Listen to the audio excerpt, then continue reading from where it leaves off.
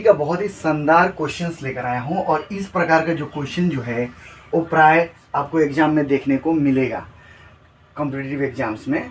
तो इस प्रकार का क्वेश्चंस को अगर आपको सॉल्व करना है तो ये देखिए, ये डिविजिबिलिटी का रूल है। तो डिविजिबल यहाँ पर किससे डिविजिबल का बात बोला है कि वो 9 डिजिट का जो नंबर है वो 72 से डिविजिबल जा रहा है। तो जो भी संख्या हमारा 72 से अगर डिविजिबल जाता है, इसका मतलब वो 8 से भी डिविजिबल जाएगा और 9 से भी डिविजिबल जाएगा। जो संख्या 8 से डिविजिबल जाएगा और 9 से भी डिविजिबल जाएगा, वो संख्या हमारा 72 से भी डिविजिबल जाएगा। तो अगर हम 8 का डिविजिबिलिटी रूल और 9 का डिविजिबिलिटी रूल लगा दें तो ये हमारा प्रॉब्लम सॉल्व हो जाएगा। आइए देखते हैं। तो 8 का डिविजिबिलिटी रूल क्या कहता है कि अगर हमको 8 से डिवाइड करना है तो लास्ट का जो 3 डिजिट है वो डिविजिबल जाना चाहिए हमारा 8 से। तो 7, 8 और y जो है वो 8 से डिविजिबल होना चाहिए।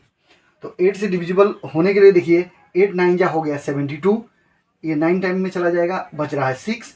तो 6 के बाद हम यहाँ पर अगर 1 लगाते हैं 61 तो नहीं जाएगा डिविजिबल हमारा 8 का टेबल में, 62 भी नहीं जाएगा, 63 भी नहीं जाएगा। लेकिन अगर हम 64 करते हैं, यानी कि y का वैल्यू अगर हम पुट करते हैं 4 तो 64 बन जाएगा। तो ये हमारा जाएगा 8 8 जा 64, यानी कि हमारा इस केस में हमारा y का वैल्यू क्या हो जाएगा, y का वैल्यू हो गया 4।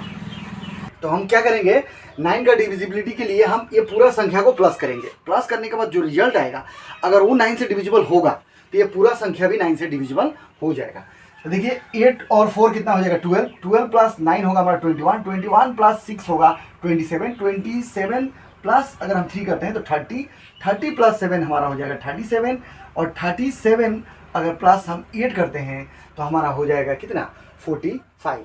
और हमारा y का वैल्यू देखिए यहाँ पर कितना आया हुआ है 4।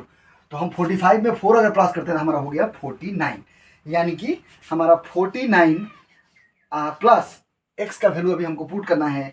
x का वैल्यू हम पुट कर देंगे तो ये पूरा संख्या हमारा कितना से डिविजिबल चला जाएगा, 9 से डिविजिबल जाएगा। तो देखिए अगर हम 9 के डिविजिबिलिटी का बात करते हैं तो इसका आसपास का ऐसा संख्या जो 9 से डिविजिबल जाता है तो वो क्या है 54। तो 54 हमको लाने के लिए क्या इसमें प्लस नहीं 5 अगर हम प्लस कर देते हैं तो कितना हो जाएगा, ये अगर हम 5 प्लस करते हैं तो ये हो जाएगा 54। और ये 54 जो है 6 टाइम में जाएगा, ये डिविजिबल कितने टाइम में जाएगा 6 टाइम में डिविजिबल हो जाएगा।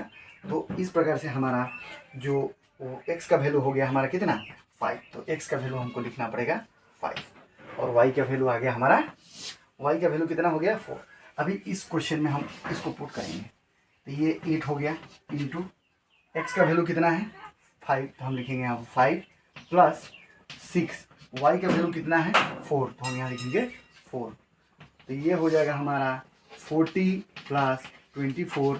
अगर हम इसको सॉल्व करते हैं तो ये कितना हो जाएगा 64, और हम जानते हैं 64 का रूट क्या होता है 8, यानी कि इसमें जो ऑप्शन नंबर डी है वो हमारा सही हो जाएगा। तो 8 इसका सही वैल्यू होगा। ठीक है।